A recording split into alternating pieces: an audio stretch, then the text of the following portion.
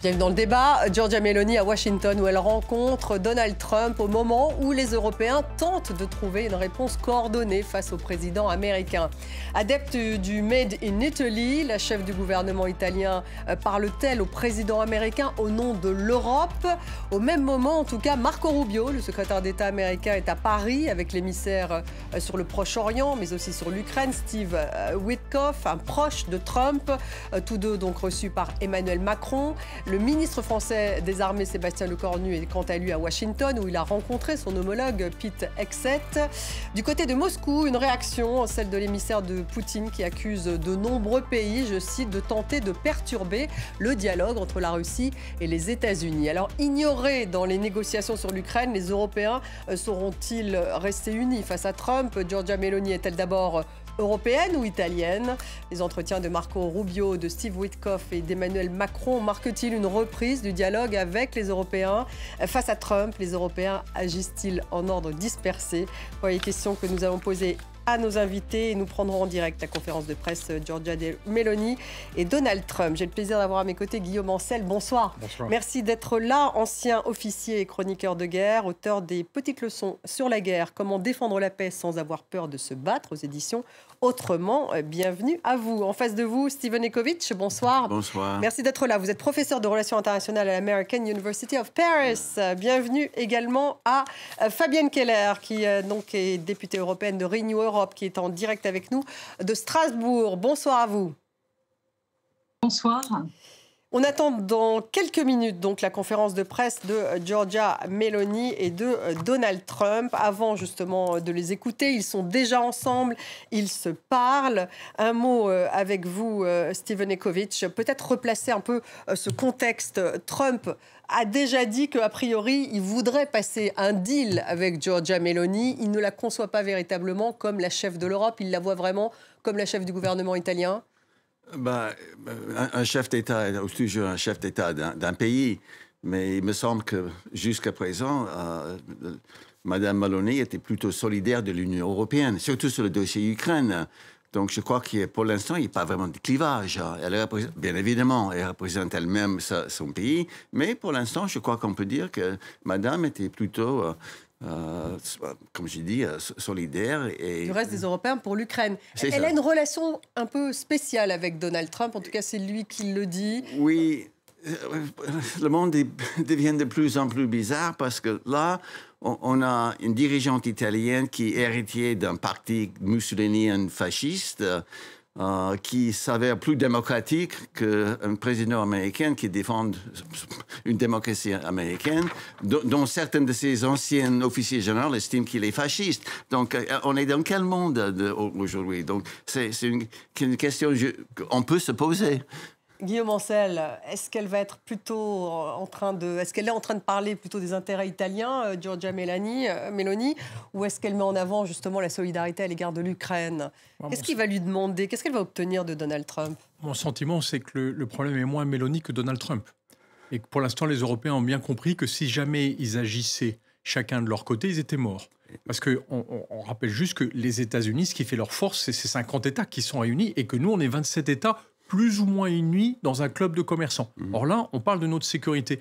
Donc je pense que Giorgia Meloni, pour l'instant, c'est une femme qui assume parfaitement les enjeux de sécurité de l'Europe et qui comprend bien que pour l'Italie toute seule qui pourra négocier quelque chose. Donc évidemment qu'elle discute avec le président Trump. Je pense qu'elle est relativement coordonnée avec d'autres présidents européens pour dire c'est quoi la ligne commune. On se rappelle qu'en même temps, le président français est en train de discuter avec les envoyés de Donald Trump sur l'Ukraine. Et donc tout ça doit être parfaitement cohérent. Sinon, c'est nous qui sommes face à notre propre faillite. Fabienne Keller, est-ce qu'elle est un pont finalement entre les États-Unis et l'Europe, Giorgia Meloni? Alors pont, je ne sais pas parce qu'elle ne semble pas s'être formellement coordonnée avec les autres leaders européens. Par contre, sur le fond, pour l'instant, elle est toujours restée en cohésion. À la différence, par exemple, de l'autre leader d'extrême droite européen, Viktor Orban, elle n'a jamais manifesté d'amitié particulière vis-à-vis de la Russie. Et elle applique, dit-elle, les sanctions de manière correcte, comme les autres Européens. Donc, il reste à voir ce qu'elle fera concrètement, mais c'est quand même seule qu'elle s'est rendue aux États-Unis, donc vigilance. Donc vigilance de votre part et vigilance de la part des partenaires européens, évidemment. Intéressant de voir qu'au même moment, c'est ce qu'on disait, Marco Rubio, donc le secrétaire d'État américain, est à Paris avec Steve Witkoff. On va revenir sur Steve Witkoff, quand même un personnage important. Il est proche, très proche de Trump. Ils ont vu Emmanuel Macron, Steven Ekovitch. Il y a eu deuxième réunion. Emmanuel Macron a fait en sorte qu'il y ait aussi des représentants ukrainiens lors de cette réunion. Pourquoi finalement sont-ils là? On se pose tout de même la question, surtout de la part de Steve Witkoff, qui est donc ce magnat de l'immobilier, qui a vu Poutine 3 fois, qui parle sans arrêt de deal entre les Américains et les Russes, qui dénigre totalement les Ukrainiens. Est-ce que la France revient un peu dans le jeu? Écoutez, moi j'ai l'impression que dans l'équipe autour de Donald Trump, ils ne sont pas en rangée ordonnée face à ce qu'il faut faire. Hein. Il y a Witkoff, il y a Marco Rubio, il y a le président de la France, il y a le premier ministre italien. Voilà. Le général Kellogg aussi. On est dans un désordre, même je dis une cacophonie. C'est très très difficile d'analyser ce qui se passe. Hein. On a l'impression qu'on est en train de regarder une pièce de théâtre surréaliste où il y a dans toutes les phrases, il n'y a ni tête ni queue, où les mots changent de sens tout le temps, où les mots sont les propres objets qui ne correspondent rien à la réalité. Donc, on tire des cheveux pour essayer de comprendre. Et on essaie de l'analyser. Ah bah oui. Placez-nous un peu Steve Witkoff, justement, qui est en fait un magnat de l'immobilier, qui connaît Trump depuis très longtemps, qui est très proche. Est-ce que c'est lui le plus décisionnaire? Entre Rubio, le politique républicain, et Steve Witkoff, le magnat de l'immobilier proche de Trump, qui décide? Qui sait? Mais je sais que dans la diplomatie, c'est toujours un avantage d'être un proche d'un chef d'État, hein, un ami. C'est d'ailleurs un avantage sur les diplomates de carrière d'être un proche du président. Donc, mais dans quelle mesure ces avis vont porter sur les avis des professionnels, des autres qui ont de longue expérience? Encore une fois, il me semble qu'on est dans une cacophonie et nous, ici, pour essayer d'interpréter tout ça, c'est vraiment un défi. Hein. C'est un défi de l'interpréter, Guillaume Ancel. Vous êtes d'accord? Mais Steve Witkoff, on sait que il veut des deals, donc il a cherché quand même à avoir un deal probablement avec Emmanuel Macron aujourd'hui. Il s'est retrouvé assis aux côtés tout de même de représentants ukrainiens qu'ils ignorent totalement depuis un début. Il y a une réaction russe d'ailleurs qui finalement se méfie un peu de ce qui se passe à Paris. Donc quelle est votre analyse? Pour moi, Steve Witkoff est le bras gauche de Donald Trump. C'est-à-dire que le reste dans l'entourage, Steven l'a très bien dit, sont des gens qui tiennent des propos souvent assez incohérents. D'ailleurs, il suffit d'en écouter 2 pour avoir 3 avis différents. Mais avec Steve Witkoff, c'est différent. Parce que lui, il cause directement au président. Et qu'en plus, c'est lui qui a rencontré les partis russes et les partis ukrainiennes. Donc, il a vu 3 fois Poutine. Il est au cœur de la discussion avec Vladimir Poutine. Et c'est ça qui met mal à l'aise tous les autres acteurs du dossier. C'est qu'on se souvient que vendredi dernier, il discute avec Vladimir Poutine. Un long moment, il ressort en nous disant « c'était très convaincant ce qui s'est passé ». 4 heures et demie de discussion avec Poutine. Et 2 jours après, Poutine accepte qu'il y ait un massacre au moment de la fête des Rameaux, dans la ville de Soumy, qui est bombardée en plein jour, puis c'est des cibles civiles, donc 35 morts. Enfin, je veux dire, 35 morts sans blessés, c'est vraiment un massacre. Et donc, on ne comprend pas très bien où les Américains en sont, en réalité, dans la discussion sur le cessez-le-feu. Parce que d'un côté, Trump affiche, ou plutôt a du mal à ne pas afficher son impatience, et de l'autre, on voit que Poutine, pour l'instant, rien ne l'oblige à aller trop vite, puisqu'il continue à avancer. Pour l'instant, il n'a rencontré aucun obstacle dur. Or, Poutine ne réagit qu'à la force. Et Donald Trump ne lui a pas montré d'obstacle par la force. Fabienne Keller, quelle est votre analyse de ce qui se passe à Paris, donc en ce moment, Steve Witkoff, Marco Rubio, Emmanuel Macron, également le général Kellogg. Il y a aussi, bien sûr, le chef de la diplomatie française.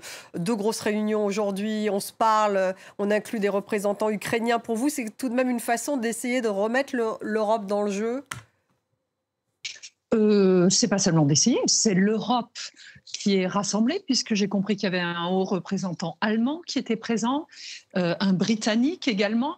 Donc on est plutôt dans la coalition des volontaires qu'Emmanuel Macron a réussi à organiser pour répondre à la situation difficile dans laquelle se trouve l'Ukraine face à la guerre provoquée par la Russie. Donc, on est dans une rencontre entre les deux émissaires éminents, et notamment M. Witkoff, américain, et pour le coup, une vraie représentation européenne et ukrainienne. Donc, c'est clairement le sujet de l'Ukraine qui est au centre, parce que M. Witkoff aurait pu évoquer d'autres sujets, notamment la situation au Proche-Orient, Israël, Gaza, ou peut-être la question du nucléaire iranien. Mais on est bien sur le sujet de l'Ukraine, entre des très hauts représentants, y compris des militaires. Moi, je forme des vœux très... on attend beaucoup des vœux très positifs, si vous voulez, de cette rencontre qui est avec plusieurs personnes de chaque côté, dans une guerre au fond que Trump avait promis de terminer très vite, ce qu'il n'a pas du tout réussi à faire.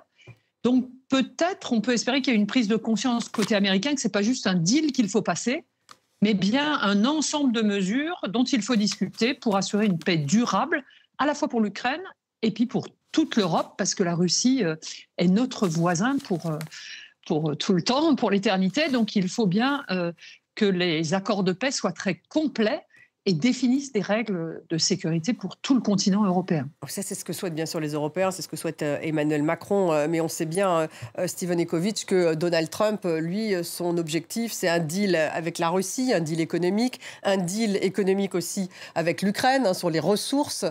C'est ça, en fait, son objectif.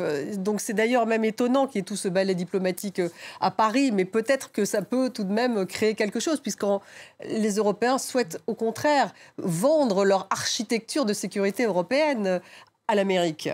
Je ne sais pas ce qu'ils tentent de vendre. Donald Trump défendre, en tout cas. Ou défendre. Oui, encore une fois, il faut pas affronter Trump en ordre dispersé. C'est absolument essentiel que l'Europe soit solidaire et unifiée. Ce n'est que ce genre de message qu'un président comme Trump peut comprendre. Donc, je crois qu'il faut tout essayer de convaincre, mais de convaincre avec derrière soi, disons, au moins une force de frappe diplomatique. Est-ce que ça souligne un peu l'échec, justement, peut-être de Trump dans cette cessez-le-feu, cette obtention du cessez-le-feu, que de voir ce ballet diplomatique à Paris aujourd'hui? Oui, je ne sais pas s'il le comprend, mais je crois qu'effectivement, ce sont quelques pas positifs, encore une fois.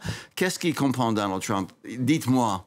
Je veux savoir. Le deal, l'art du deal. Le deal, ça, oui, mais truc. il nous présente des deals. Toujours, il miroite des deals devant nous tous les jours, et c'est un deal différent.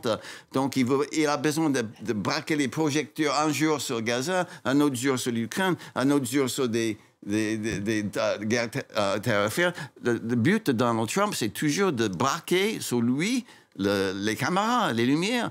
Donc, est-ce que c'est une diplomatie? Est-ce que ça, c'est une stratégie? Énorme question. Et en tout cas, sur l'Ukraine, ce n'est pas évident. Pour en revenir tout de même au deal, on va regarder la une du Financial Times aujourd'hui, puisque en Russie, Vladimir Poutine a transféré la société italienne Ariston, qui en fait fabrique des radiateurs, me semble-t-il, une société de chauffage. Vous le voyez, la Russie qui ouvre la porte donc à des compagnies occidentales, après justement le retour de cette compagnie italienne aux Italiens, aux propriétaires italiens, puisque la Russie avait saisi cette société il y a 1 an. On voit bien que c'est un appel du pied. J'imagine que c'est aussi ce que vous pensez, Guillaume Ancel. Il y a un appel du pied du côté de Poutine de commencer à faire revenir les sociétés occidentales et l'air de dire à Giorgia Meloni, on vous rend votre société italienne, on rend à l'Italie ce qui est à l'Italie, venez investir chez nous. Il y a un petit côté aussi recherche de deal de la part de Poutine. Oui, il y a probablement la recherche d'un deal économique. Ça lui plairait beaucoup d'être réintégré dans le concert des nations, c'est-à-dire d'être considéré comme un grand chef d'État, alors qu'il a été totalement mis de côté et ostracisé ces 3 dernières années. Ce qui pose un sacré problème, puisque Donald Trump, très clairement, veut lui offrir ce retour au G7, par exemple, alors qu'il est poursuivi par la Cour pénale internationale, comme Benjamin Netanyahou d'ailleurs. Donc Donald Trump, d'une part, montre qu'il n'en a rien à faire du droit international et encore moins de la Cour pénale internationale, mais qu'aussi il aimerait bien qu'on montre qu'au fond, la guerre en Ukraine, c'est pas très grave. Ce qui est important, c'est que le business reprenne. Et ça pose question parce qu'il ne peut pas y avoir que du business. Et donc, pour moi, aujourd'hui, ce qui ne colle pas dans la négociation qu'il a justement avec Vladimir Poutine, c'est que les deux veulent dealer, mais ils ne parlent pas le même langage. Mais là, on voit bien un appel du pied de Vladimir Poutine, qui d'ailleurs, ce n'est pas un hasard qu'il le fasse aujourd'hui, alors que Mélanie est avec Trump. Poutine, depuis le début, parle parfois dans la cour, dans le jardin de Donald Trump. Mais pour ce qui est de l'arrêt des combats, pas du tout. Parce qu'on voit bien qu'au début, on nous a parlé d'un arrêt des bombardements, puis après sur les infrastructures énergétiques, et puis en mer Noire. Mais pour l'instant, il n'y a pas le début d'un cessez-le-feu. Et même pire, les bombardements ont augmenté de 50% depuis que, mi-février, Donald Trump a annoncé que les négociations étaient immédiates et qu'on allait obtenir un accord de cessez-le-feu. Donc ça veut dire qu'entre la coupe et les lèvres, la distance n'a jamais été aussi grande. Et donc on est inquiet de voir en fait si les Américains ne se sont pas totalement enlisés dans une négociation sur laquelle Vladimir Poutine les promène. Oui, il les promène. Et Fabienne Keller, votre réaction tout de même sur cet appel du pied de Poutine finalement aux Italiens en disant « Venez réinvestir chez nous, on vous redonne votre entreprise » au moment où Meloni est à Washington, qui peut être tentée de passer un deal directement avec les États-Unis, quelque chose de bilatéral, c'est ce que souhaite Trump. 75 milliards de dollars, c'est ce que représentent tout de même les exportations italiennes aux États-Unis. Oui. Alors que finalement les Européens, eux, tiennent à leurs sanctions contre la Russie. On est vraiment dans tous les paradoxes là. Oui, mais Poutine une nouvelle fois teste l'Europe en testant Madame Meloni, en lui donnant une sorte d'avantage, alors que la question du respect des sanctions par tous les Européens, à l'exception que j'indiquais tout à l'heure de Viktor Orban, la Hongrie, qui assume le fait de ne pas les appliquer, est très importante pour notre cohésion et globalement très cohérente et bien appliquée par l'ensemble des pays européens. Donc vous pensez qu'elle va les défendre? Meloni sera très prudente. Elle va les défendre, ces sanctions, auprès de Trump, Giorgia Meloni? Elle va peut-être pas défendre ses sanctions, mais elle va être... C'est une femme extrêmement habile. Elle va probablement ne pas être dupe de la proposition de Poutine et être solidaire, enfin je l'espère, avec les Européens dans sa négociation si d'aventure Donald Trump évoque les droits de douane et les éventuelles mesures de rétorsion qu'il pourrait prendre. Il faut avoir conscience que l'Italie, d'une part, exporte beaucoup vers les États-Unis, vous l'avez rappelé, c'est le deuxième exportateur européen après l'Allemagne, mais aussi que l'Italie est un pays très endetté, qui est grand bénéficiaire du plan de relance. C'est par habitant le principal bénéficiaire parce qu'il était le plus touché par la crise Covid, rappelez-vous, très en avance, en déphasage avant des autres États européens. Donc, je pense qu'elle aura la volonté de rester en cohésion avec les autres Européens auxquels elle est liée par des intérêts italiens et parce que l'Italie est l'un des grands pays européens aussi, donc tire parti du marché intérieur, de la stabilité de la devise et de bien d'autres choses. Donc, pour ma part, je ne suis pas trop inquiète sur sa cohésion avec le reste de l'Europe. Par contre, évidemment, Donald Trump va vouloir la surprendre. Une des interprétations possibles de l'arrivée d'émissaires assez puissants quand même à Paris, ce serait qu'il y a une prise de conscience côté américain du fait qu'en fait, on n'est pas très puissant face à Vladimir Poutine. Comme vous le rappeliez à l'instant, les Russes continuent l'agression à l'égard de l'Ukraine. Il y a eu des frappes très fortes. Ils sont toujours dans le rapport de force. Donc, peut-être qu'on ouvre une nouvelle voie. Alors, je ne sais pas si elle est diplomatique parce qu'elle est conduite plutôt par un promoteur immobilier que par un grand diplomate, mais peut-être qu'il y a une prise de conscience qu'il faut respecter les alliés européens qui eux-mêmes, de manière assez astucieuse, Emmanuel Macron a élargi l'Europe des 27 au Royaume-Uni, qui traditionnellement est un partenaire très fort des États-Unis. Donc on a un débat à trois là, Europe d'une part, États-Unis, Russie, qui connaît peut-être aujourd'hui un tournant, une autre forme de négociation.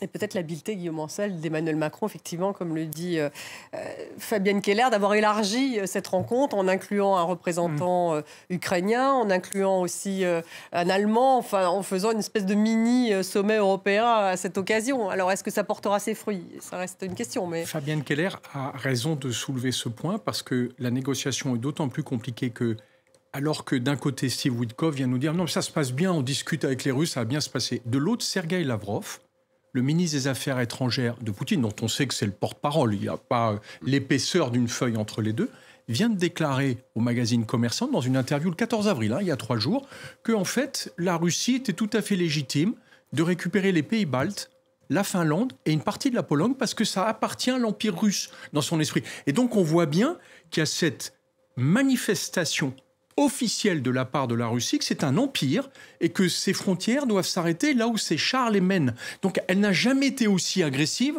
alors que de l'autre côté, l'émissaire américain nous dit non mais pas du tout, ils veulent dealer. On voit bien qu'on est dans une contradiction totale et que les Européens ont raison de se réunir parce qu'ils sont plus menacés que jamais. L'union fait la force pour les Européens, j'imagine. Oui. Steven Ecovitch, si en plus Trump et Poutine parviennent à les dispersés, oui. Même si on voit que ces réunions effectivement sont en parallèle à Paris, que Mélanie est seule à Washington, là ça sera tout de même une vraie faiblesse du côté de l'Europe. Il me semble que le décalage profond avec la diplomatie vis-à-vis de la Russie entre la Maison-Blanche et l'Union européenne, c'est la Maison-Blanche veut proposer les carottes. Poutine est ravi d'accepter des carottes et même d'ailleurs de proposer une petite carotte en retour. Mais parfois, dans une diplomatie sécuritaire, il faut brandir le bâton, que ce soit le bâton militaire ou un bâton tarifaire ou un bâton économique. Et là, je crois qu'il y a une vraie divergence qu'il faut résoudre entre l'Union européenne et aussi les États-Unis. Est-ce qu'il y a une supériorité de Poutine sur Trump, finalement ? C'est comme ça que vous voyez. Il faut l'avouer, je crois. Est-ce qu'on peut arriver à une autre conclusion que, quelque part, pour quelle raison, on ne sait pas, Vladimir Poutine a une vraie influence sur Donald Trump. De quelle manière? C'est une il le fascine, enfin, il le fascine. Trump est fasciné par Poutine, il lui doit des Donald choses. Trump est fasciné par les autocrates. Et il devient d'ailleurs de plus en plus autocrate aux États-Unis. Donc, et qui aussi commence à toucher son taux de popularité. Sa base, oui, voilà. Là, il s'attaque à Harvard en ce moment. Donc oui, oui. Ça touche sa base. C'est tous les jours un assaut contre la liberté d'expression et l'état de droit aux États-Unis. Donc, et aussi, c'est Wall Street. C'est très important qu'il devienne de plus en plus inquiet. Et quand Wall Street devient inquiet, c'est très grave pour un président. Ça a peut-être un impact sur Steve Witkoff. Peut-être ou pas, mais en tout cas, c'est un deal maker, un businessman. Il faut considérer que Steve Witkoff est vraiment le clone de Donald Trump sur le sujet. Il ne prendra jamais de distance. Alors qu'à Marco Rubio, ou le général Kellogg que vous citiez tout à l'heure, ce sont des gens qui à plusieurs reprises ont exprimé leur réticence vis-à-vis de la manière de Trump de faire, et notamment de n'exercer aucune pression sur Poutine depuis le début des négociations. La seule pression qu'il a exercée, c'est contre la victime de ces guerres, c'est contre l'Ukraine. C'est quand même inouï pour quelqu'un qui a écrit The Art of the Deal. Pour l'instant, il ne sait pas nous montrer comment il force la Russie à négocier. Et comme le rappelait Steven à l'instant... Surtout qu'il n'y a toujours pas de sommet entre Trump et Poutine. Alors, il n'y a pas de sommet entre Trump et Poutine, mais en fait, Trump n'a rien imposé à Poutine depuis le début. C'est pas une négo, c'est je fais tapis avec Poutine, je lui donne tout ce qu'il veut, et je suis étonné qu'il n'ait pas envie de continuer. En tout cas, on attend cette conférence de presse donc de Giorgia Meloni et de Donald Trump. Sur cette cohésion européenne, Guillaume Ancel, 13 000 troupes américaines sont en Italie. Et l'Italie dépense 1,5% de son PIB à la défense. Alors là, ça fait vraiment partie des critiques de Donald Trump. Oui. Est-ce que justement, lors de cette réunion, il va en parler avec Giorgia Meloni en lui disant il faut que l'Italie mettre plus d'argent dans sa défense. Alors, ça pose deux questions. Et au passage, lui dire achète-moi mes F-35. D'ailleurs, il me semble qu'un deal était prévu, elle avait prévu d'acheter des F-35, Giorgia Meloni, et là, ce n'est pas très solidaire de l'Europe qui essaye de mettre en place une sorte de préférence européenne. C'est là où on voit l'incohérence de Trump. D'un côté, il essaye de mettre la pression sur les Européens, y compris en leur disant pendant la période électorale, je me retirerai de l'OTAN si vous ne dépensez pas assez de fric pour vous défendre tout seul. Mais de l'autre, ces industriels de la défense viennent le rattraper en disant « Oui, mais c'est notre premier marché d'armement, donc il ne faut surtout pas se retirer de l'OTAN. » Et donc, Trump nous menace avec un bâton dont il ne dispose pas. Et par ailleurs, quand il nous dit qu'il faudrait que vous dépensiez au moins 5% de votre PIB pour la défense, lui n'en dépense que 3,3%. Et de toute façon, ce n'est pas à lui de décider quel est le niveau de dépense en Europe. La principale fragilité des Européens aujourd'hui, ce n'est pas l'argent qu'ils mettent dans la défense. C'est le fait qu'ils le dispersent dans 27 armées différentes. Parce que si vous regroupez les budgets de défense des 27 pays européens, vous êtes déjà à plus de 3 fois le budget de la défense de la Russie. Si on rajoute la Grande-Bretagne, on est quasiment à 4 fois. Donc notre question, elle est plus d'avoir un projet politique européen où on réunit enfin nos défenses que de disperser entre 30 armées différentes, bien sûr des budgets qui sont relativement limités, mais qui ne sont pas inconséquents. Mais elle ne sera pas dissuadée probablement d'acheter ces F-35 aujourd'hui, Giorgia Meloni. Et des batteries aussi américaines, elle modernise finalement, l'Italie modernise son armée avec du matériel américain. Alors Trump a fait un coup terrible à l'industrie américaine. Oui. C'est que quand il a stoppé d'un seul coup de pouce le renseignement américain pour le bloquer vis-à-vis de l'Ukraine. Il y a 3 semaines, pour que les Russes puissent reprendre la région de Koursk. Vous savez qu'il a bloqué le renseignement, y compris pour la Grande-Bretagne, qui croyait qu'elle faisait partie de la communauté du renseignement américain, alors que tous ces pays sont totalement dépendants des États-Unis pour cet aspect crucial dont on ne parle jamais, le renseignement opérationnel. C'est le renseignement américain qui permet aux Britanniques de déployer leurs sous-marins nucléaires. Donc s'ils n'ont plus accès à ce renseignement, ils sont pieds et mains liés.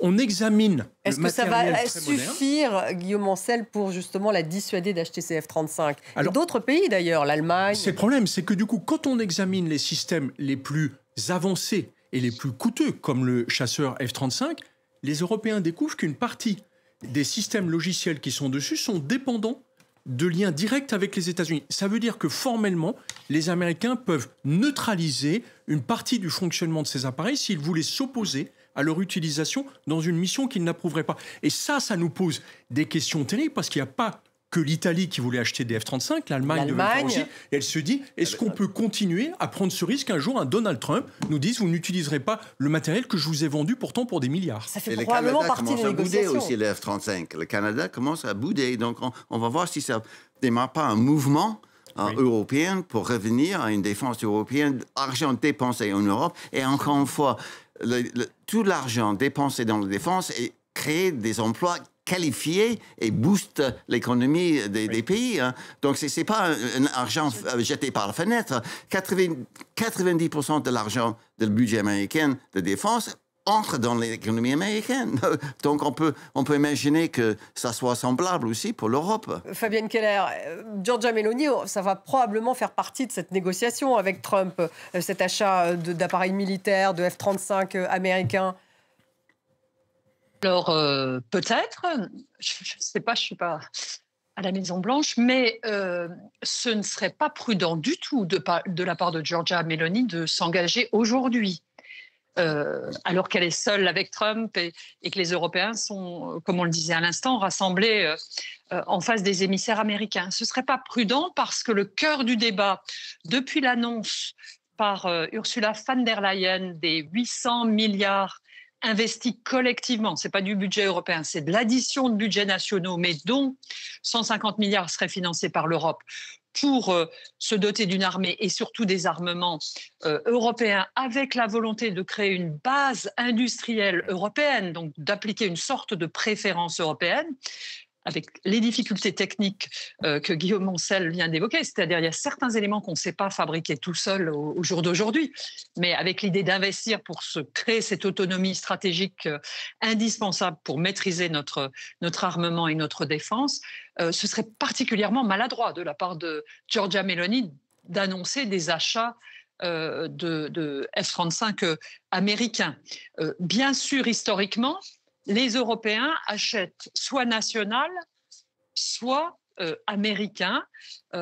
C'est un débat qui est très tendu en ce moment entre les chefs de gouvernement. Nous en parlons beaucoup au Parlement européen parce qu'il faut vraiment passer d'armements qui, historiquement, étaient très centrés sur les industries nationales à une coopération industrielle importante qui devrait nous permettre d'être plus performants parce qu'on peut penser qu'en additionnant les intelligences, les laboratoires, les savoir-faire dans les différents pays d'Europe, on arrivera à faire mieux, mais ce n'est pas du tout la tradition. Les Allemands achètent allemand, les Français achètent français, les Polonais achètent américain, pour la faire extrêmement caricaturale.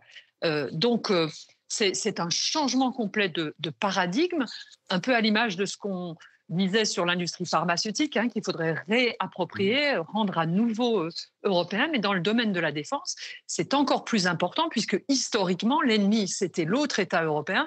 Donc, on ne collaborait jamais en termes techniques. Oui.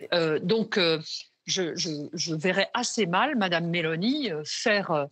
céder en fait aujourd'hui aux Américains en annonçant des achats, alors même que c'est un sujet très, très tendu pour l'Union européenne et que nous sommes à la veille de discuter d'enjeux aussi financiers sur 7 ans, enfin qu'on est à un moment critique. On aurait pour la première fois un budget de défense important, donc je l'évoquais, 800 milliards d'euros. C'est tout à fait considérable.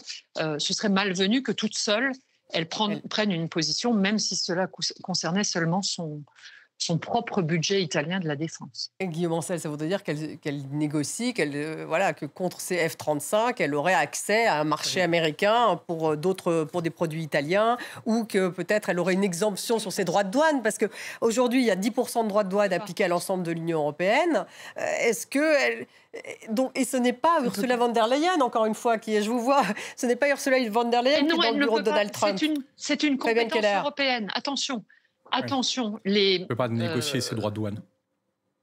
C'est pour ça que Fabienne Keller n'est pas d'accord. C'est une compétence exclusive européenne. Oui, mais est-ce qu'elle peut tout de même le placer quelque part? Par contre, ce qu'elle peut faire, c'est conforter un marché italien avec les États-Unis. Mais, comme le rappelait Fabienne Keller, le vrai enjeu aujourd'hui de la construction européenne, c'est de faire des Airbus de la défense. Dans l'aéronautique... Mais ça, c'est pas tout de suite. C'est pas vous, Guillaume Ancel. C'est tout à fait faisable, parce que si on se souvient de l'histoire d'Airbus... La ligne des temps. C'est quand la TCOR, en France, qui fait encore partie d'Airbus, a compris que la TCOR ne pourrait jamais concurrencer Boeing. Or, nous, notre sujet, c'est qu'on a beaucoup de petites entreprises ou de moyennes entreprises qui, si elles se rassemblaient, seraient plus puissantes que les entreprises américaines et qui seraient capables d'investir dans des systèmes comme le Patriot. Est-ce qu'ils sont prêts à ce changement de mentalité? Mais il est là à prendre maintenant. C'est-à-dire que là, on n'a que quelques années devant nous, et Airbus, on a su le construire en quelques années. La question, c'est est-ce que politiquement, on y va, ou est-ce qu'on continue à se faire croire qu'avec 27 bonsaïs, on va faire une forêt industrielle? Vous aimez beaucoup cette image des bonsaïs, mais on la comprend bien, cette image des bonsaïs. On attend toujours cette conférence de presse de Giorgia Meloni et Donald Trump. Ça dure, donc qu'est-ce que ça veut dire quand ça dure? C'est un peu les questions qu'on se pose. Steven Ecovitch. Il faut l'admettre, le but de tous ces rentrantes, c'est que Donald Trump passe à la télévision et montre au monde entier qu'il y a un défilé de chefs d'État chez lui. Oui, il a déjà dit 50 chefs d'État l'ont appelé. Donc, il faut dire qu'on peut mettre sur le compte de ses propres besoins personnels et égoïstiques, sa diplomatie, ses stratégies. Donc, enfin encore, on a Mme Meloni, et on va voir dans quelle mesure Donald Trump peut faire face à une femme forte. Il a des problèmes parfois avec ça. Donc, on va voir dans quelle mesure Mme Meloni peut... C'est elle qui pourrait le faire plier? Est-ce que son charme peut marcher? Je crois que c'est très dangereux d'essayer de jouer le charme féminin avec Donald Trump. Mais de toute façon, c'est... Mais opération de séduction. De toute façon, il doit penser que de toute façon, une dirigeante politique doit être une question de préférence d'affirmative action et pas vraiment un résultat d'une vraie qualité de quelqu'un. Oui, voilà, c'est ce que vous pensez. Sur l'Ukraine, en tout cas, ce qui est sûr, c'est qu'elle a un positionnement toujours très clair, Guillaume Ancel, à l'égard de l'Ukraine.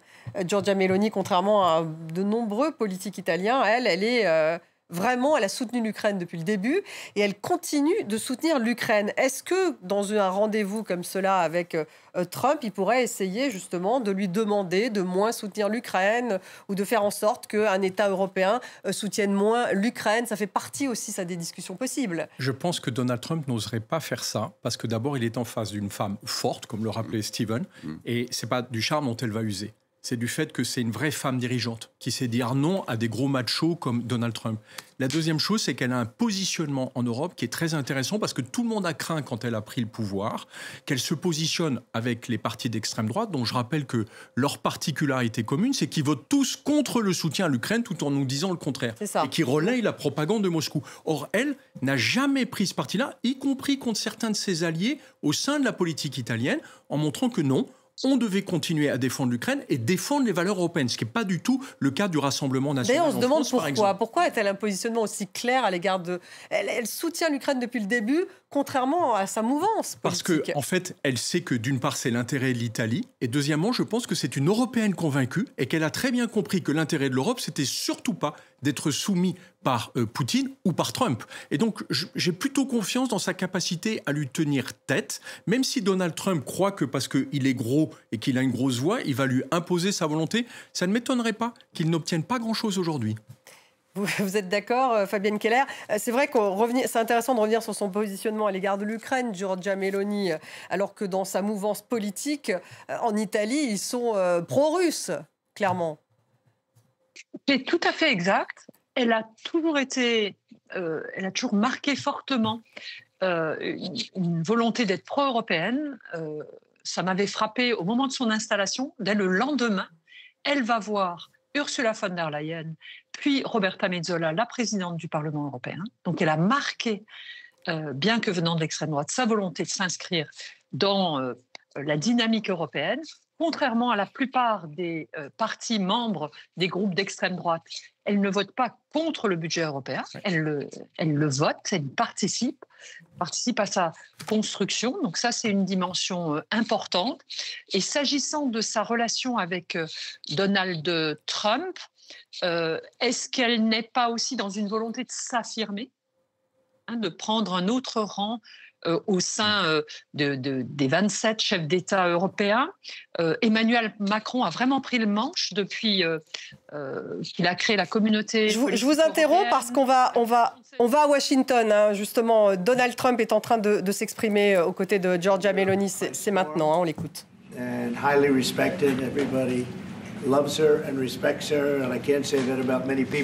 Tout le monde apprécie, elle fait un excellent travail. Elle est devenue une amie. Nous avons une excellente relation. La relation entre l'Italie et les États-Unis est excellente. Nous avons parlé de commerce, de nombreux sujets durant notre déjeuner de travail. Elle dira quelques mots, mais je tiens à dire que c'est une personne extraordinaire. Je la remercie d'être avec nous aujourd'hui. Merci beaucoup, Monsieur le Président. Merci pour votre accueil et cette occasion de me recevoir ici.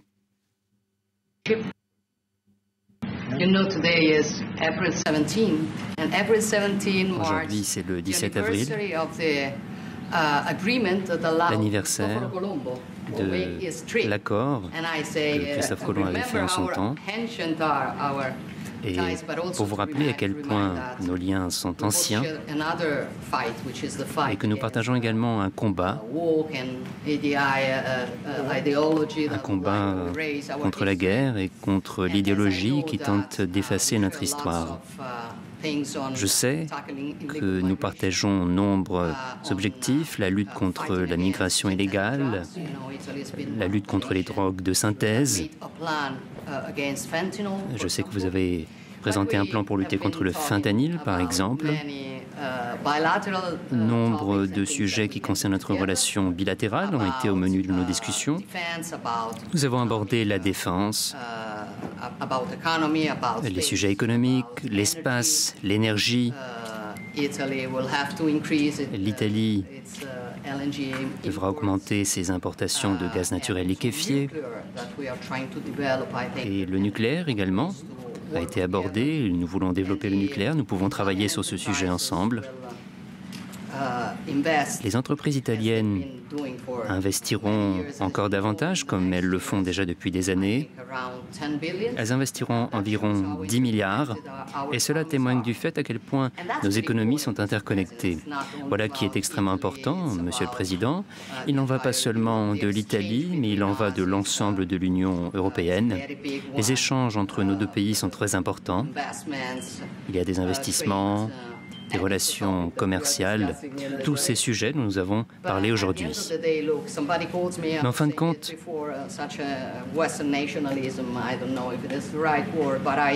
je ne sais pas si je peux l'exprimer correctement, mais quand je parle de l'Occident, des Occidentaux, je ne parle pas d'un espace géographique, mais je parle d'une civilisation.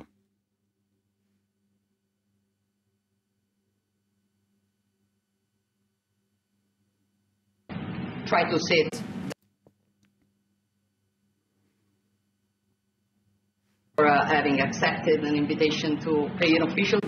je vous remercie d'avoir accepté de répondre à notre invitation, de vous rendre à Rome dans un avenir proche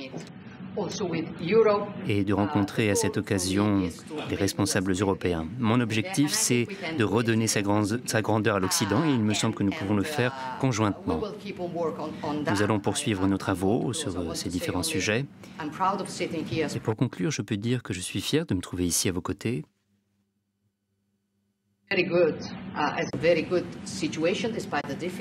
Malgré nos difficultés, nous avons une excellente relation, nous avons des pays forts et stables. Il y a eu des créations d'emplois, l'inflation baisse. Vous m'en excuserez, je fais la promotion de mon pays ici. Les flux migratoires ont été réduits de 60%.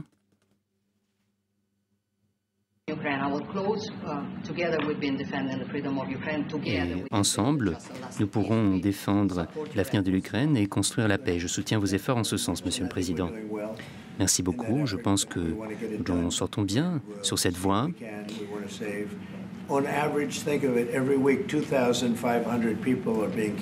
En moyenne, 2500 personnes tombent chaque semaine en Ukraine, des Russes, des Ukrainiens. Il me semble que nous pouvons sauver ces vies et ce serait une chose excellente.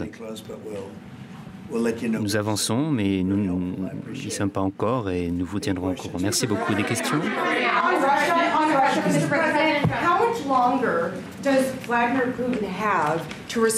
Combien de temps dispose Vladimir Poutine pour répondre à votre proposition de cesser le feu avant d'imposer d'autres droits de douane ou des sanctions à l'encontre de la Russie?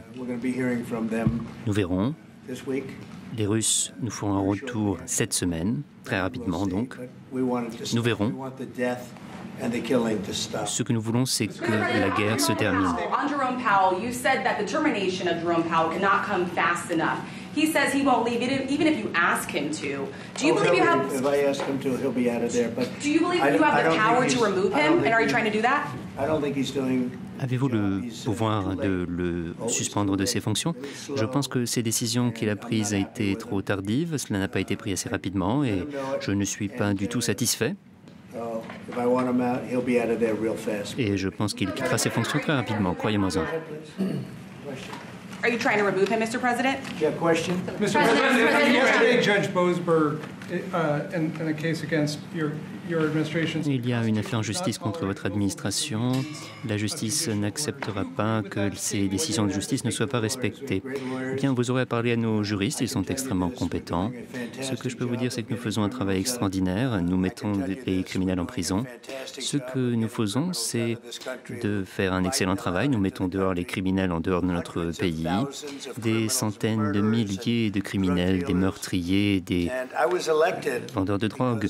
Moi, j'ai été élu, je dirais, la première raison, pour des raisons économiques ou d'autres, mais une des raisons principales pour laquelle j'ai été élu, c'est parce que j'ai dit que j'allais débarrasser notre pays de tous ces criminels qui arrivent dans notre pays par les frontières ouvertes. Je vais les mettre dehors. J'ai obtenu beaucoup de voix. Vous savez, j'ai gagné le vote populaire, j'ai gagné les 7 États pivots. C'est ce que les Américains voulaient, c'est ce que je suis en train de faire. Il faudra parler à nos juristes car c'est à eux de vous répondre.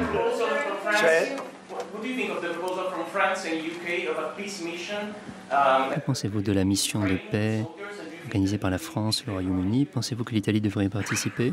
Eh bien, je pense que c'est à l'Italie qu'en revient la décision. Mais une mission de paix, ça me plaît. Moi, je soutiens toujours ces missions-là.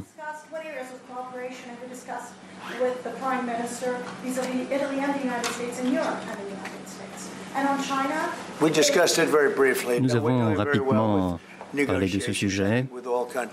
Il me semble que nous avons des négociations avec tous les pays. Scott pourrait vous en dire quelques mots, mais nous nous en sortons très bien. Il y a beaucoup de pays qui veulent trouver un accord avec nous. Ils veulent même davantage que moi trouver un accord avec nous.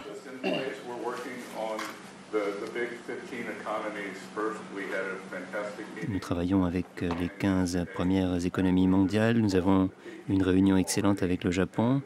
Nous sommes en contact étroit avec l'Union européenne. La Corée du Sud nous rendra visite la semaine prochaine.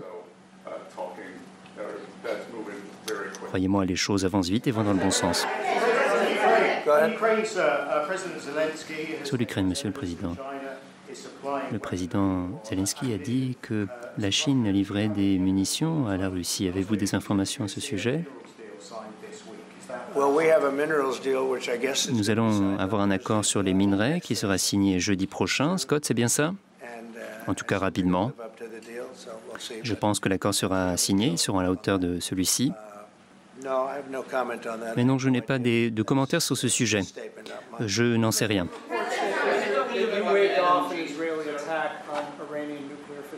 Quant à la possible attaque d'Israël sur les sites nucléaires iraniens, qu'en est-il? Avez-vous dissuadé Israël d'attaquer les sites nucléaires iraniens? Non, je ne dirais pas que je les en ai dissuadés. L'Iran a l'occasion de devenir un grand pays et de vivre en dehors de toute destruction. C'est mon objectif principal. C'est ma première option. S'il y a une deuxième option, il me semble que ça portera préjudice à l'Iran. Et l'Iran est disposé à conduire des négociations. En tout cas, je l'espère. Ce serait une bonne chose pour eux. Et j'espère que ce pays pourra s'épanouir à l'avenir. Je sais que le peuple iranien est extraordinaire.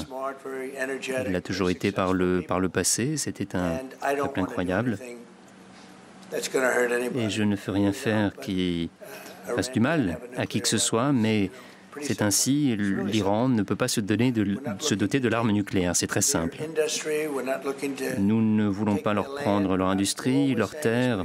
Tout ce que nous disons, c'est qu'ils ne peuvent se doter de l'arme nucléaire. L'accord qui a été fait sous Obama, cet accord était épouvantable. Il n'aurait plus été en vigueur et c'était une voie vers le fait que l'Iran puisse se doter de l'arme nucléaire. Vous savez, lorsque ces pays concluent des accords, ce sont des pays à long terme. Moi, j'ai dénoncé cet accord, j'ai mis un terme. C'est une bonne chose puisque cela ne nous a rien permis de faire. Vous connaissez cet accord, c'était un accord épouvantable. C'était un des nombreux accords épouvantables qui avaient été conclus par les États-Unis à cette époque-là. Moi, ce que je veux, c'est que l'Iran se porte bien. Il me semble que l'Iran peut le faire assez simplement. Ou bien, ils peuvent choisir une autre option et l'autre option leur portera vraiment préjudice.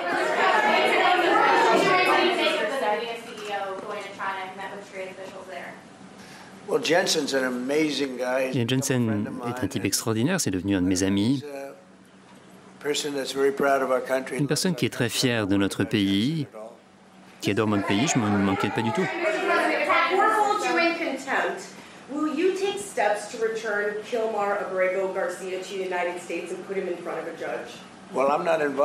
Bien, je ne suis pas impliqué dans ce processus. Je vous dirais qu'il faut parler à nos juristes, au ministère de la Justice. J'ai entendu bien des choses sur cette personne. Et il faut aller au fond des choses, découvrir la vérité. Je vous dirais qu'on était envahi par des millions de personnes sous l'administration Biden. Je crois qu'on parle de 21 millions de personnes. Et nombre de ces personnes-là étaient des criminels. Des criminels parce qu'ils ont traversé la frontière et ont commis des crimes graves, des meurtres. Il y a eu beaucoup de meurtriers. Et ces personnes sont libres, sont en liberté dans notre pays. Moi, j'ai été élu pour nous débarrasser de ces criminels-là, pour les mettre dehors de notre pays. Et je ne vois pas comment les juges peuvent s'arroger de ce pouvoir, de s'y opposer. Je pense que nous avons fait un travail extraordinaire, un travail vraiment remarquable, c'est tout simplement incroyable. Alors moi, j'ai été élu sur ce programme, mais ensuite on a pris toutes ces mesures. Vous savez, 99% de la frontière est sécurisée. Les gens pensaient que c'était impossible. La frontière est quasiment complètement étanche. Il y a 9 personnes qui y sont arrivées la semaine dernière, et ce pour des raisons médicales, parce qu'on leur a donné l'autorisation. Il y avait une personne qui avait eu une crise cardiaque, donc des raisons médicales. Il y a 4 ans, on avait une excellente frontière, une frontière étanche, et à présent, elle est encore plus qu'il y a 4 ans. Et nous avons mis les choses en place en l'espace de quelques semaines. À présent, les meurtriers, les dealers, vous savez, Georgia, partout du monde, pas seulement en Amérique du Sud, mais aussi au Congo, par exemple, ces personnes sont venues de tous ces pays. Ces pays ont ouvert les portes de leurs prisons. Au Venezuela, par exemple, ces pays libéré ces prisonniers vers nos pays. Parce que nous avions un gouvernement, le gouvernement Biden. C'est imaginable ce qu'ils ont fait à notre pays. Moi, j'ai été élu pour régler les choses et voilà ce que je fais. Mais nous avons des juges militants qui ne veulent pas que nous renvoyions ces meurtriers en dehors de notre pays. Ils ne veulent pas que ces dealers de drogue, que ces malades mentaux soient mis dehors de notre pays. Ils veulent qu'ils restent dans notre pays. On parle des juges qui sont libéraux, mais je ne pense pas que c'est ce que veulent les Américains. Et voilà pourquoi j'ai gagné haut la main cette dernière élection.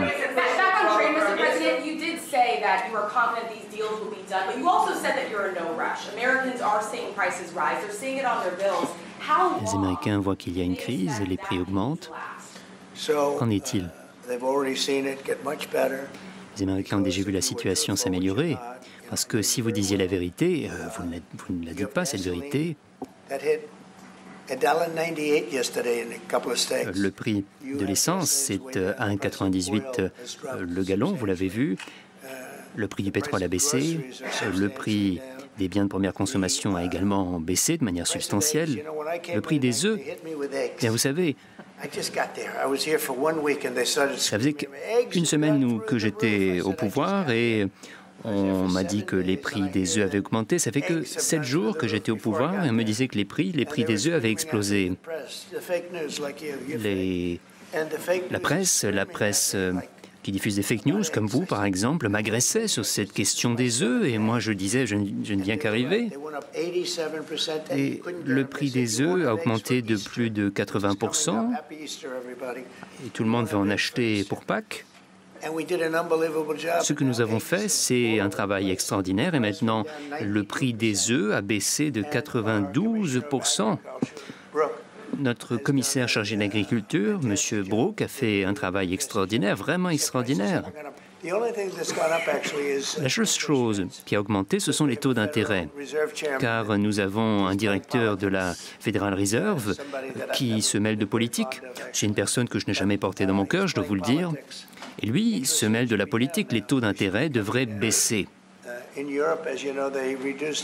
En Europe, vous savez, ils ont baissé les taux d'intérêt. Il me semble qu'ils l'ont fait 7 fois. Je crois qu'ils vont encore et encore baisser les taux d'intérêt. Mais il semble que notre homme se mêle de politique. Les taux d'intérêt ont peut-être légèrement augmenté.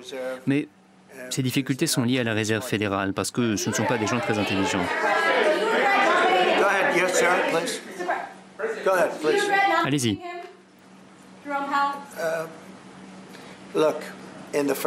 Écoutez, au cours de mon premier mandat, nous avions l'économie la plus extraordinaire de l'histoire de notre pays. La bourse avait augmenté de 88%.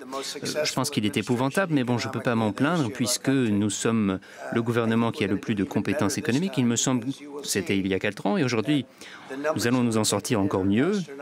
Les chiffres sont excellents. Avec les droits de douane, nous enregistrons des recettes exceptionnelles.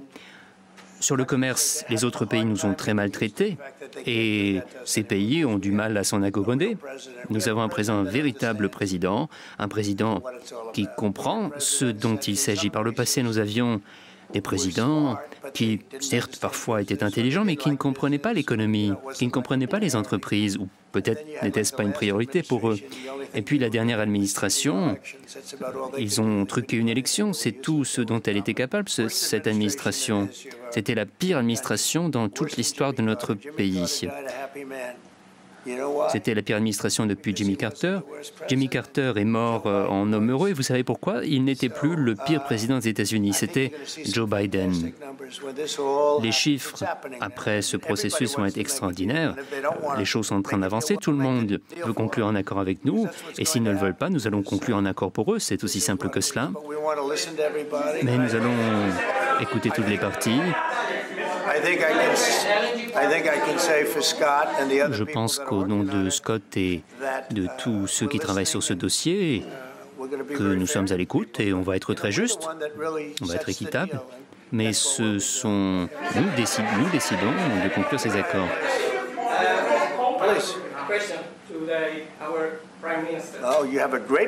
Vous avez une première ministre extraordinaire, vous avez de la chance. Presidente Meloni, volevo sapere cosa pensava del fatto che il Presidente Trump ha considerato responsabile Zelensky della guerra in Ucraina e poi se avete parlato delle spese militari e qual è il limite massimo a cui ha detto che può arrivare l'Italia, le percentuali delle spese militari. Non abbiamo parlato dei limiti massimi a cui può arrivare l'Italia, abbiamo parlato del fatto che l'Italia sta...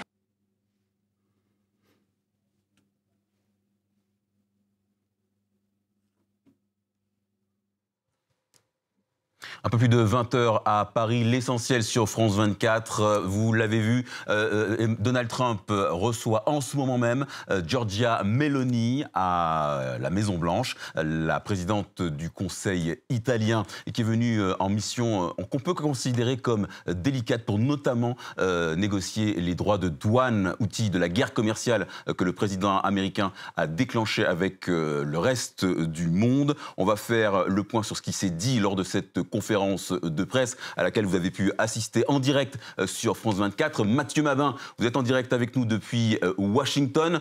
On a parlé économie, on a parlé Ukraine, on a parlé Iran. Qu'est-ce qu'il faut retenir de la prise de parole du président américain ? Oui, effectivement, on a parlé beaucoup de choses et on a survolé beaucoup de choses. En réalité, Giorgia Meloni a appliqué avec Donald Trump la méthode Macron, mais avec son propre lexique, c'est-à-dire qu'elle a été très prudente dans l'emploi de ses mots, bien sûr, une sorte de courtoisie diplomatique un peu surjouée de temps en temps, mais après tout, c'est comme ça, semble-t-il, qu'il faut procéder avec Donald Trump. Concrètement, elle n'a pas non plus fait l'économie d'un peu de flatterie, ce qui n'a jamais prouvé que cela fonctionnait avec Donald Trump, mais ce qui permet au moins d'éviter une rupture trop brutale, comme ce fut le cas, évidemment, vous vous en souvenez, avec Volodymyr Zelensky, au même endroit, dans le même bureau. Ensuite, j'ai précisé que le lexique n'était pas le même que celui d'Emmanuel Macron, évidemment. Giorgia Meloni rappelle quand même qui elle est et d'où elle vient, et utilise des formules comme le fait qu'elle combat pour la civilisation occidentale et contre ce qu'elle considère comme une menace de décadence progressiste. On a également entendu une Giorgia Meloni rappeler un peu timidement, il faut le souligner, qu'elle n'était pas là qu'au nom de l'Italie, mais bien au nom de l'Europe et reliant les intérêts de Bruxelles à sa propre lutte contre l'immigration clandestine. Pas sûr que cet émissaire-là convienne d'ailleurs aux 27 partenaires de l'Union, du coup. Mais ce qui est certain, c'est qu'elle sera au moins parvenue à capter l'attention de Donald Trump, qui lui a volontiers rendu ses politesses, en qualifiant même Giorgia Meloni de son ami. Maintenant, si on veut vraiment parler de choses concrètes, on n'a pas entendu Donald Trump formuler une quelconque forme d'annonce de nature à rassurer les économies des 27, et dans le fond, c'est tout ce qui nous intéresse.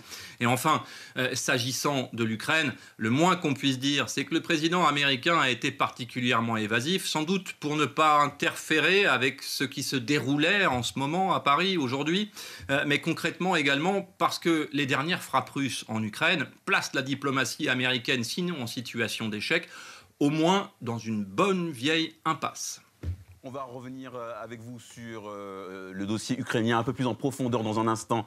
Mathieu, Mounia Benaïssa, journaliste économie à France 24, cette visite de Giorgia Meloni à Washington, elle n'est pas très bien vue depuis l'Europe.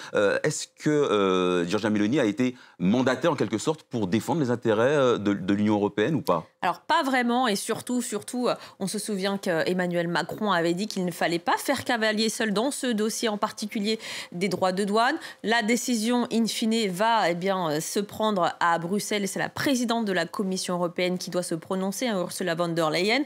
Donc Giorgia Meloni fait un petit peu cavalier seul. Pourquoi? Les conséquences sur l'économie italienne sont assez importantes. Il est vrai, les États-Unis, c'est le deuxième marché à l'export pour l'Italie dans la zone euro. C'est 3 points de son PIB. En 2024, le pays a exporté pour à peu près 67 milliards d'euros, 70 milliards d'euros de dollars de marchandises vers les États-Unis. Donc, c'est assez important. En l'état actuel des choses, il y a une suspension pour 90 jours de ces droits de douane pour tout le monde, sauf pour la Chine. Sauf qu'il y a une suspension, mais c'est 10% d'office, 10% plancher, on va dire. Et il y a tout de même 20% sur l'acier et l'aluminium. Tout ça, ça a des impacts. Concernant les secteurs qui pourraient être impactés pour l'économie italienne, il y a bien évidemment la mode, le design, l'automobile, l'agroalimentaire. On pense au secteur viticole italien, et bien aussi celui du secteur de l'huile d'olive. Cela représente 8 milliards d'euros. En tout cas, le secteur agroalimentaire pourrait être impacté à hauteur de 2 milliards d'euros de pertes. Merci Mounia. On va retrouver dans un instant Mathieu Mabin en direct de Washington. Mais place au direct. Donald Trump continue de répondre aux journalistes depuis la Maison-Blanche. On l'écoute. The West, yeah. Did you, I guess that's what she said, Mr. Prime Minister, how are you going to do that? Comment allez-vous le faire? Comment allez-vous redonner sa grandeur à l'Europe, à l'Occident? Et sur la Chine, qui semble étendre son influence contre les États-Unis. J'espère que l'Europe retrouvera sa grandeur. Vous savez, l'Europe traverse beaucoup de difficultés, c'est beaucoup lié à l'immigration. Moi, je ne porte pas vraiment l'Europe dans mon cœur, surtout avec ce qu'ils ont fait sur l'immigration. L'Europe a connu beaucoup de difficultés en raison de l'immigration. Et à présent, la Première ministre a pris des décisions dures, des décisions difficiles sur l'immigration, et je l'ai félicité par le passé. Je lui ai dit, j'espère qu'il y en aurait davantage comme vous qui prennent à bras le corps ce sujet difficile. L'Europe me tient à cœur, l'Europe est importante pour moi, pour le monde. J'espère que l'Europe s'en sortira bien, mais il me semble qu'il faut qu'il prenne des meilleures décisions sur l'éducation. Nous avons commencé à le faire. Vous ne verrez plus les mêmes politiques que par le passé dans l'Union européenne. Au cours des deux dernières années et demie, nous avons parlé, autrefois on parlait de la redistribution des migrants qui arrivent en Italie, et à présent on parle de mettre un terme à l'immigration, on parle de renvoi de ces migrants chez eux. La Commission européenne a présenté de nouvelles règles en matière de rapatriement et des sujets similaires. Donc les choses changent, notamment grâce à l'exemple de l'Italie. Nous avons baissé le nombre de migrants illégaux qui arrivent. Donc nous